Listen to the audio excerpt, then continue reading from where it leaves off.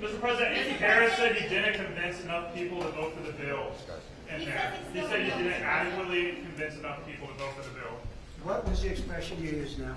Andy Were you Harris- embarrassed? No, it said Andy Harris said that you didn't adequately convince enough people to vote for the bill. The House Freedom You Caucus. mean after this speech? After this speech, that's what he Okay, said. so, well, what do we see at the voters? I think it was a great talk. It wasn't a speech we talked about. And who do you work for? Notice. Who? Notice. I don't even know what the hell that is. Well, no, Andy, Get yourself a real Mr. job. President, Let me tell you. I think we have unbelievable unity. I think we're going to get everything we want, and I think we're going to have a great victory, and this man has done a great job. And I think this was a tremendous session. You may want to say something. Yeah, it was a great meeting. The party is unified. The House Republican Conference is excited. Multiple standing ovations. They love this president. The people back home love what he's doing. It's historic, and everybody understands the scope and the meaning of this. If we do not accomplish this mission, every one of you, all the American people, are going to have the highest tax increase that you've ever had. And among the debt ceiling cliff that's approaching and all the other problems, this is the bill to do it. I think we're going to get it done, Mr. President. The Democrats want to raise your taxes. If this doesn't work, if this doesn't get the numbers that the Republicans want, and I think it does, I think it's all Republican vote, the Democrats are going to be raising your taxes by 68%. And they will not do the, we're going to have an 85% cut in drug costs. 85% cut in drug costs. The Democrats, the drug prices are going to go up. I can't imagine a Democrat not voting for this. I think the Democrats, if they don't vote for it, that means they're voting for an increase in drug prices. Think of that, versus an 80 to an 85, maybe 75, but could be an 85% cut in drug costs. Okay. Mr. President, will you need to reach out to individual members? Will you need to make a pitch to individual I members? don't think so. No, that's what I did. President, That's really what we did today. I think it was a really great. That was a meeting of love. Let me tell you, that was love in that room. There was no shouting. I think it was a meeting of love. There were a couple of things that we talked about specifically where some people felt a little bit one way or the other, not a big deal. And I covered them. It wasn't so much a speech. I covered certain points. And I think there was, I'd be very surprised. You told him you were losing patience. Are you losing patience? No, I didn't tell. Who told you I said I'm losing? That's what we heard inside the room. You But said you it's a didn't say lie. you Wait a were minute. losing patience. Who told you that? What we heard from people inside the room. Oh, That's really? true. The message. It's totally true. I never used the term. I didn't say losing. I didn't even talk about it. In fact, it's the opposite. I think we're going to get it done. I'm not losing patience. We're ahead of schedule. Anybody that told you that is a liar. Wait a minute. I never mentioned the word losing patience because I'm not losing patience. We're ahead of That's schedule. why I asked you. I want to get Well, but clarity. why don't you go back to your source and tell them they're liars if the source even exists? Mr. It President, still passes the House. Yeah. Senators are already talking about making a number of changes Sure. over their chamber. Always Is have. that okay? Or Yeah. do you want them to swallow Yeah, this bill? in some cases they have things that I like even better. No, it always happens. There'll be some changes. Mr. President. John Thune and Mike have been very closely aligned on this. They've been moving it up together. Mr. President, apparently you said don't F with Medicaid, apparently you did say in the room. There is some concern among some Republicans, including Senator Josh Hawley, that this could impact benefits and that could be amount to a quote, hidden tax on the I didn't say, here's what I said. I'm wondering if you're. Here's what I said. What do you want to say? Those members who are I worried said about blowback for waste, supporting this bill. fraud, and abuse for Medicaid. If you find waste or fraud or abuse, we want to strengthen Medicaid. We want to strengthen Medicare. Waste, fraud, and abuse. The Democrats will let illegals be on. They'll destroy it. It will be destroyed. They want to have illegal immigrants be on. And if you do that, because it wasn't designed for that.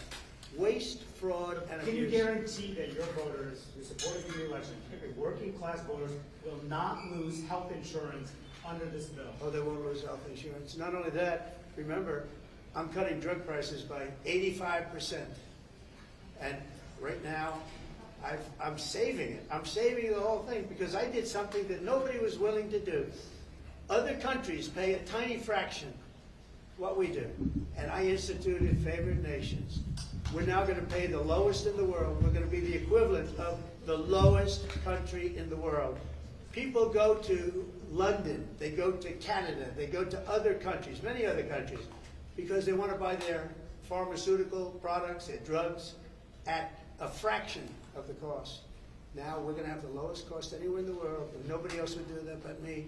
And that might be an election by itself, might be election winning. Now, when you add that in, when you put that into Medicaid and Medicare, we've just strengthened Medicare and Medicaid.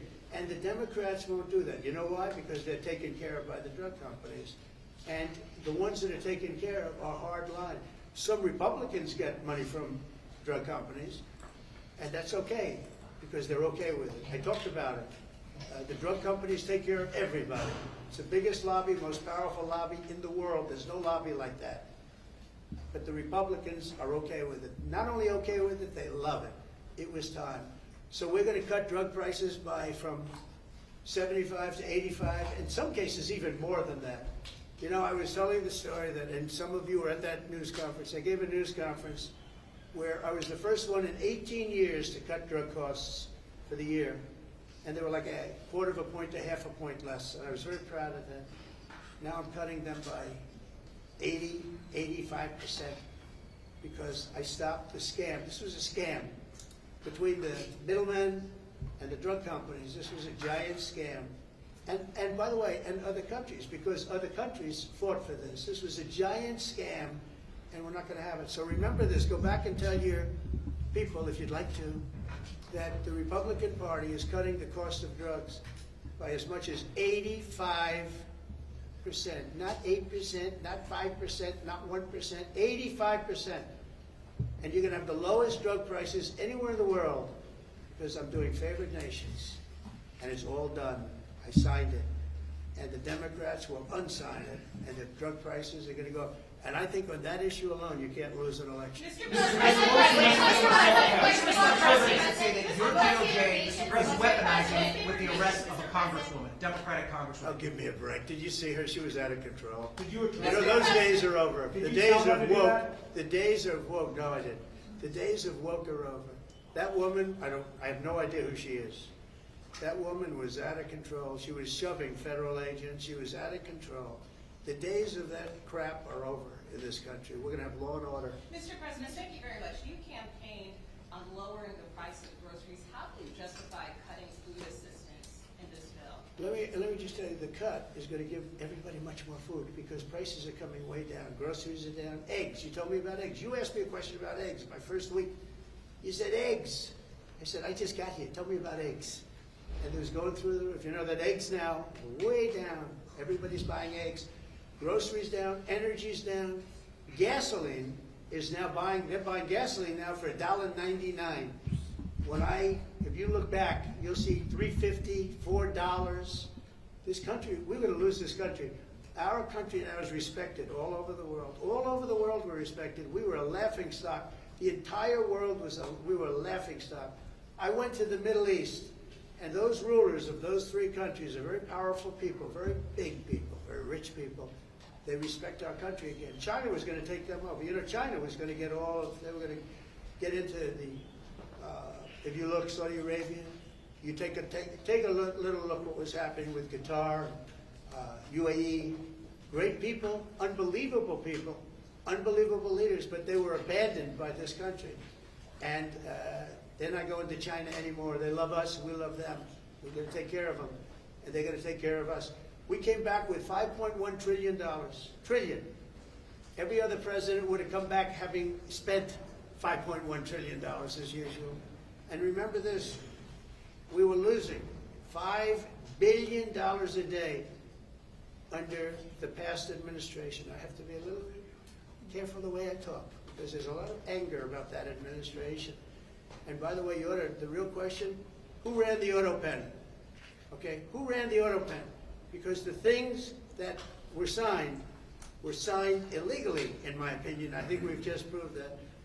But our country is respected again. All over the world we're respected. We were laughed at 7 months ago. Then you had November 5th, and our country is respected again. Thank you. What about the Do you think Congressman Lawler and the other stalled Republicans will vote for this bill?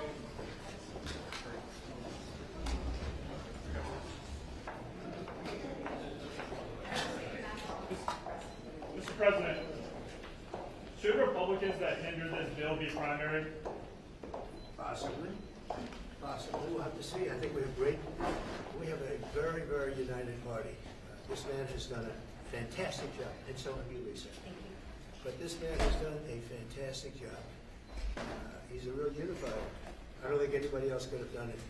We had, I just said to your cohorts downstairs, we had a majority of one for a period of 5 months. And he kept it together, and we actually passed things. And nobody else could have done that. He's done a fantastic job as Speaker. We have a very, very unified party. Remember, we had 1, and now we have 7. We won elections. I want to win a lot of elections. The economy is good. I just had my highest poll numbers ever. And we had a big trip to the Middle East. We took in $5.1 trillion. We brought it back to our country. 180 Boeing aircraft are being built now because of that trip, and many other things. That's the least of it. The economy is doing great. The stock market's higher now than when I came to office, and we've taken in hundreds of billions of dollars in tariff money, and we've had no inflation. They kept saying inflation. There's no inflation. Groceries are down. Gasoline is way down. Everything is down. All energy costs are down. I'll tell you, to me, maybe the most respected thing, you saw the way they respected me between Qatar and Saudi Arabia and UAE, probably the richest, certainly the richest of their type nation, great places, unbelievable amounts of money. They respect our country again. They were going to go to China. China was going to take over those countries 100%. They were dealing with China because they weren't treated right by the last administration. And they have tremendous economic power. They have more money than anybody. We probably have more money, but we have other things that they are very, very, they are very cash rich, to put it mildly. And they're spending 5.1 trillion. Probably it's going to be 7 trillion by the time we stop. And somebody said every other president goes and leaves and spends money, gives other countries money. I'm the only one that goes and takes money back. When you think of it, I said that's an interesting statement. I never thought of it that way. But we have this is really just a pep talk. We have a very unified House, and we have a very unified Senate. And Mike is doing a phenomenal job as Speaker. He's going to be there a long time. And we have a man in the Senate, our leader, Thune. Mr. Thune is doing a great job. I've gotten to like him a lot, and he's doing a fantastic job. Between the two guys, very different personalities, actually, in certain ways, but they are doing a fantastic job. I don't think the Republican Party has ever been so unified. It's become a much bigger party. We're winning the labor vote. We won the Teamsters. We won votes that nobody. Look how well we did with the automakers. And by the way, the president of the automakers is now my biggest fan. He said, he did tariffs. Do you know how many auto plants are being built now in this country because of the tariffs? 3 just announced yesterday that they're building. There's a revolution going on, a positive one, in our country, and I love it, and we're doing really well. As well, time for the negotiations to stop, Mr. President. Do you want the negotiations to be over now? Which are negotiation? Over this bill. Oh yeah, well it's going to be. We're going to be putting it in soon, and I think we're going to have great support. Are you going to We're going to make a couple of tweaks. I mean, we don't want to benefit Democrat governors, although I would do that if it made it better. But they don't know what they're doing. So And, you want we don't want to do any damage to the state. We want to help all the states, but we have governors that are from the Democrat Party. Let's say New York, Illinois, big ones, and let's say Gavin Newsom, who's done a horrible job in California. We want to benefit we want to benefit Republicans because they are the ones that are going to make America great again.